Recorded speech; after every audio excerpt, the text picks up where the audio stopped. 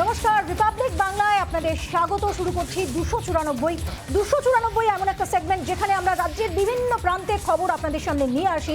বাংলার 1 নম্বর hit news show. আর আপনাদের সঙ্গে রয়েছে আমি ভেনেসা। আর শুরুতেই যে খবরে আমরা নজর দেব, 21-এর লড়াইয়ে সাফল্য এসেছে, এবার লক্ষ্য 24। বাংলা দখলে রয়েছে, এবার লক্ষ্য দিল্লি। শহীদ দিবসের বার্তায় এটাই স্পষ্ট করলেন মমতা। তার সাফ কথা, সময় নষ্ট নয়, সব বিরোধী দলকে এক হতে হবে এখনই। आज हम लोग को इकट्ठा होना चाहिए। हमारा क्या सेल्फ इंटरेस्ट है वो हम भूलने चाहते हैं।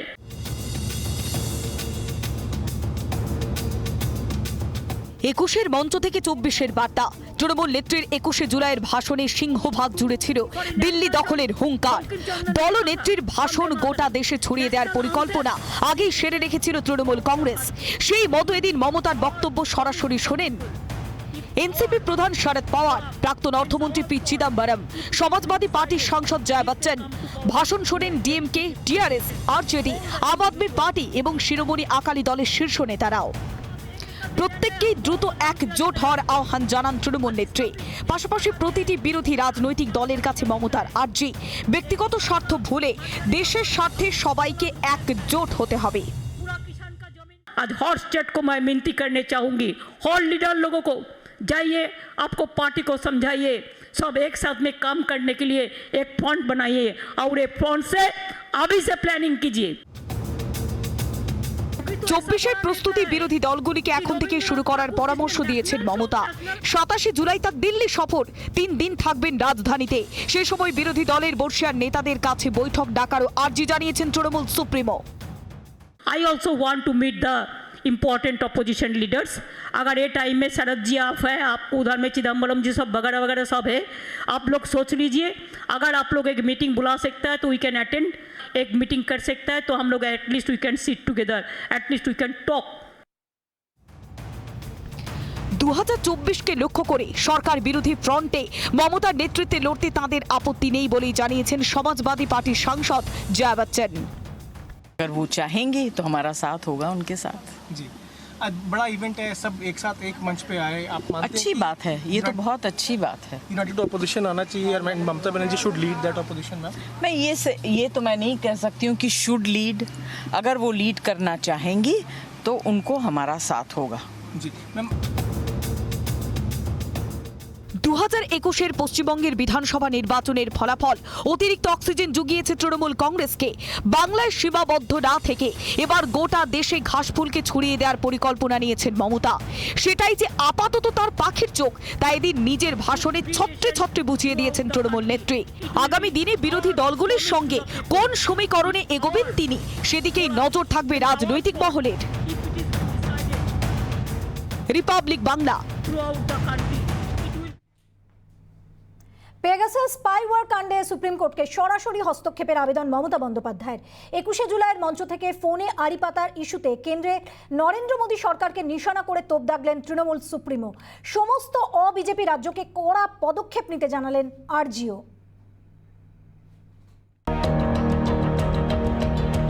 2019-এর পর 2021 ফোনে আড়ি পাতা কাণ্ডে আবারও তোলপাড় দেশ। পেগাসাস স্পাইওয়ার কাণ্ডে উত্তাল জাতীয় রাজনীতি। ফোনে আড়ি পাতার অভিযোগ ঘিরে উত্তাল সংসদ। রাজ্যসভায় আলোচনার দাবিতে নোটিশও দেয় তৃণমূল। 21-এর মঞ্চে মমতা বন্দ্যোপাধ্যায়ের ভাষণে প্রত্যাশা মতোই এলো পেগাসাস প্রসঙ্গ। Our phone is totally tapped. Not only tapped, it is just like a recorder. They are behaving. Pegasus, dangerous. Sometimes if I wish I cannot talk to Sharad Pawar ji. I cannot talk to even Delhi Chief Minister. I cannot talk to Shiv Sena Chief Minister. I cannot talk to Andhra Pradesh Chief Minister. I cannot talk to Odisha Chief Minister. Why? Trinamool নেত্রীর অভিযোগ, ফোনে আড়ি পাততে খরচ করা হচ্ছে অনেক টাকা। What Pegasus? Instead of giving money to the poor, you are spending lots of money for spygiri,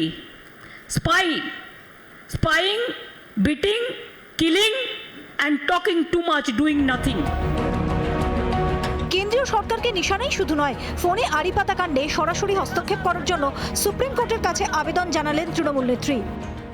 my humble regards to our Honorable Supreme Court. Everybody have a great respect for you.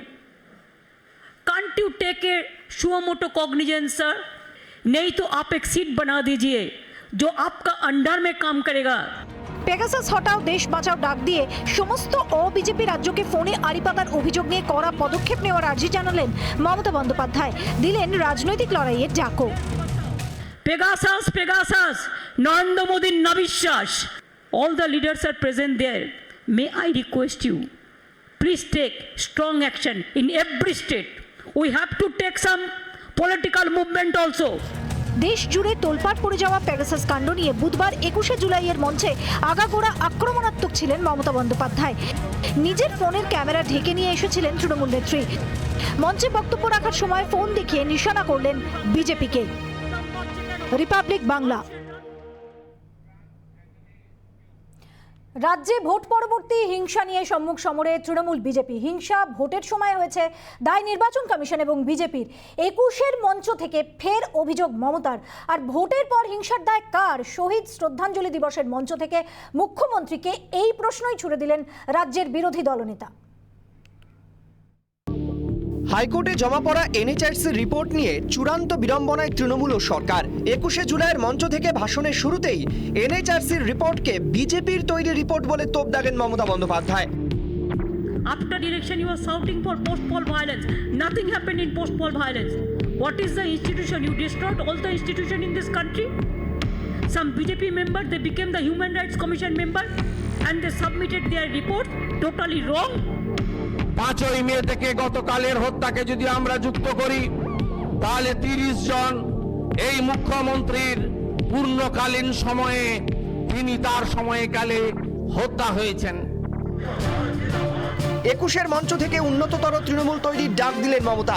সেই মঞ্চে Trinamool supremo জানালেন, খেলা একটা হয়েছে, যার ফল 5ই মে আপনারা দেখতে পেয়েছেন। খেলা একটা হয়েছে, 5ই মে যার রেজাল্ট আপনারা পেয়েছেন।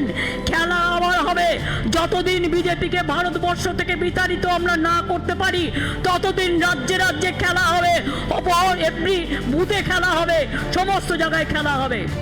বিজেপি বারবার দাবি করেছে খেলা হয়েছে বলে রাজ্যে গণতন্ত্র হত্যার খেলা করেছে তৃণমূল। মমতার হাত রক্তে রাঙা বলেও তোপ দেখেছেন দেবশ্রী চৌধুরী।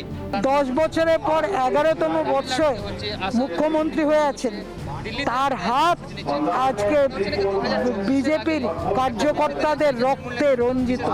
पोस्ट पोल वायलेंस हुआ, उसमें ममता बनर्जी पॉलिटिकल लीडर नहीं है, क्रूएल ममता बनर्जी।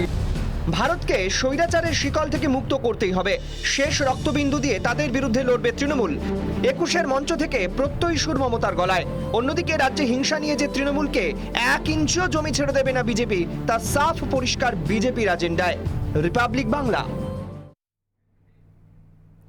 21শে জুলাই পালন ঘিরে প্রকাশ্যে কোচবিহারে তৃণমূলের গোষ্ঠী কোন্দল। জেলা তৃণমূলের সদর কার্যালয়ের সামনে রবীন্দ্রনাথ ঘোষের নেতৃত্বে পালিত হলো 21শে জুলাই।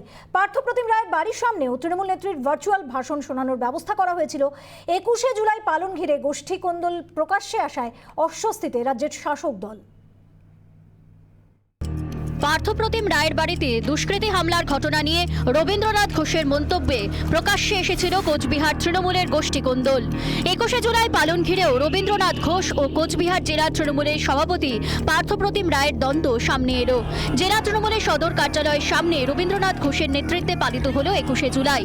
অন্যদিকে পার্থপ্রতিম রায়ের বাড়ির সামনে তৃণমূল নেত্রীর ভার্চুয়াল ভাষণ শোনানোর ব্যবস্থা করা হয়েছিল।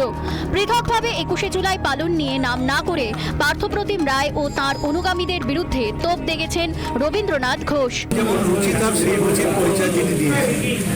এটা আমার বলার কিছু না।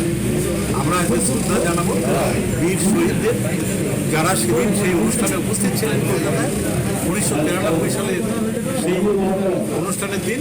তারা সবাই প্রায় আজ এখানে এসে গেছে। পার্থপ্রতিম রায়ের কোনো প্রতিক্রিয়া পাওয়া না গেলেও জেলা তৃণমূল কংগ্রেসের সাধারণ সম্পাদক আব্দুল জলিল আহমেদ জানিয়েছেন, দলের জেলা সভাপতির নির্দেশেই 21শে জুলাই পালনের উদ্যোগ নিয়েছেন তারা। 8:30টায় আমরা জেলা পার্টি অফিসে কথা করতে হবে। আমি সেখানে যে দেখি আমাদের টাউন কমিটির প্রেসিডেন্ট রঞ্জন দত্ত পাঠ করছিল তখন সেখানে আমরা শিডিউল অনুযায়ী সভাপতি যেটা বলছি এই অনুযায়ী আমরা কাগজ করি। পরবর্তীতে কে কোথায় করছে কখন করছে সেটা আমার জানা ছিল না। রবীন্দ্রনাথ ঘোষ ও পার্থপ্রতিম রায়ের মধ্যে দ্বন্দ্ব দীর্ঘদিনের। 21শে জুলাই পালনকে কেন্দ্র করে দলের গোষ্ঠীকোন্দল প্রকাশ্যে আসায় অস্বস্তিতে রাজ্যের শাসক দল। কোচবিহার থেকে কিংশুক দত্ত, রিপাবলিক বাংলা। ঝাড়গ্রাম জেলায় বিজেপিতে ভাঙন অব্যাহত। জেলার গোপীবল্লভপুরে 21শে জুলাইয়ের ভার্চুয়াল সভামঞ্চে তৃণমূলে যোগ দিলেন প্রায় 1,500 বিজেপি কর্মী সমর্থক। বিজেপির লোধাশুলি মণ্ডলের সদস্য এবং বিজেপির চন্দ্রী বুথের সভাপতিও যোগ দিলেন তৃণমূল কংগ্রেসে।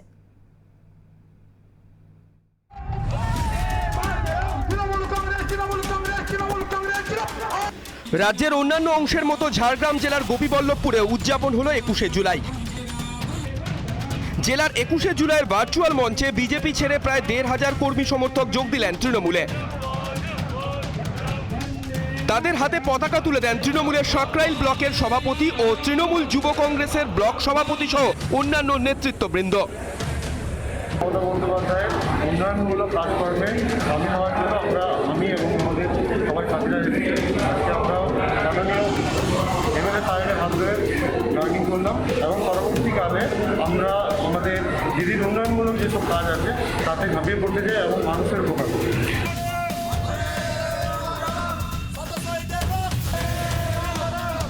ঝাড়গ্রামের চন্দ্রীতেও বিজেপিতে ভাঙন। বিজেপির লোধাশুলি মণ্ডলের সদস্য লক্ষ্মীনারায়ণ সাহু ও বিজেপির চন্দ্রী বুথের সভাপতি আকুল দাস বিজেপির কর্মী ও সমর্থকদের নিয়ে তৃণমূলে যোগ দিলেন। তাদের হাতে দলীয় পতাকা তুলে দেন গোপীবল্লভপুরের বিধায়ক ডাক্তার খগেন্দ্রনাথ মাহাতো। কর্মী আজকে মাননীয় মুখ্যমন্ত্রী মমতা বন্দ্যোপাধ্যায়ের উন্নয়নের সাথে এবং আমাদের দলের সর্বভারতীয় সভাপতি অভিষেক বন্দ্যোপাধ্যায়ের অনুপ্রেরণায় তৃণমূল কংগ্রেসে যোগদান করলেন এবং এই শহীদ দিবসে ওনারা এখানে সারাদিন অনুষ্ঠানে উপস্থিত থাকলেন। এটাই প্রমাণ করে যে শুধু আজ নয়, সব এই লাগাতার এই বিজেপির এই খরচ চলছে এবং বিজেপি থেকে বহু মানুষ তৃণমূলে যোগদান করছে। গোপীবল্লভপুরে 21শে জুলাইয়ের ভার্চুয়াল মঞ্চে বিজেপি ছেড়ে কর্মী সমর্থকরা তৃণমূলে যোগদান করায় উচ্ছ্বসিত জেলার তৃণমূল নেতৃত্ব। ঝাড়গ্রাম থেকে রবীন্দ্রনাথ মাইতি, রিপাবলিক বাংলা। লেকটাউনের বাঙুরে এক বৃদ্ধার রহস্য মৃত্যুতে ভিন রাজ্যের যোগ। পুলিশের নজরে 2 বছর আগে মুম্বাইয়ে মহিলার সঙ্গে পরিচয় হওয়া এক হোটেল কর্মী। এই ঘটনার পর থেকেই পলাতক ওই যুবক। বাঙুর অ্যাভিনিউয়ের বি ব্লকে দীপা মুখোপাধ্যায়ের নামে বছর 70-এর বৃদ্ধার পচা গলা মৃতদেহ উদ্ধার ঘিরে যথেষ্ট চাঞ্চল্য ছড়িয়েছে। বছর 70-এর এক বৃদ্ধার পচা গলা মৃতদেহ উদ্ধার ঘিরে চাঞ্চল্য লেকটাউনের বাঙ্গুরে। বাঙ্গুর এভিনিউর বি ব্লকের বাসিন্দা দীপা মুখোপাধ্যায়ের নামে ওই বৃদ্ধার মৃতদেহ উদ্ধার হয়। এখানে একটা ডেড বডি পাওয়া গেছে, মহিলার আছে, বয়স্ক মহিলা। তো আমরা এটা দেখতে এসেছি, তারপরে আমরা ইনভেস্টিগেশন শুরু করেছি। দেখে একটু জাস্ট আজকে খবর এসে যখনই একটা ইনভেস্টিগেশন শুরু করেছে, তারপরে আমরা যখন পুরোটা হয় তখন জানাবো। ঘরে দরজা জানলা খোলা থাকলেও বৃদ্ধার কোনো সাড়া না মেলায় তার ছেলেকে খবর দেন প্রতিবেশীরা। ঘরের ভিতরে আসবাবপত্র সব তছনছ অবস্থায় ছিল, খোয়া গিয়েছে ঘরের জিনিসপত্র। পাশের ফ্ল্যাটে ফোন করেছিল, তাই আসলাম। ওরা দরজা জানলা খোলা ছিল বলে 2 দিন ধরে সেই জন্য আমাকে ডেকেছে। আমি ফোন করলাম, ফোন সুইচ অফ পেলাম, যার জন্য ওনার ফোন তো সুইচ অফ থাকে না, সেই ইয়েতেই সাথে সাথে আসলাম। জিনিসপত্র সব নিয়ে গেছে, যা ছিল মানে কিছু নেই। বছর 2 আগে মুম্বাইয়ে গিয়ে এক হোটেল কর্মীর সঙ্গে পরিচয় হয় মৃত বৃদ্ধার। তাকে রান্নার কাজের জন্য বাড়িতে নিয়ে এসেছিলেন মৃতা। ঘটনার পর থেকেই পলাতক সে। ওই যুবকের খোঁজ শুরু করা হয়েছে। রহস্য মৃত্যুর তদন্ত নেমেছে লেকটাউন থানা ও বিধাননগর গোয়েন্দা থানা। লেকটাউন থেকে আনন্দমোহন ঝায়ের রিপোর্ট, রিপাবলিক বাংলা।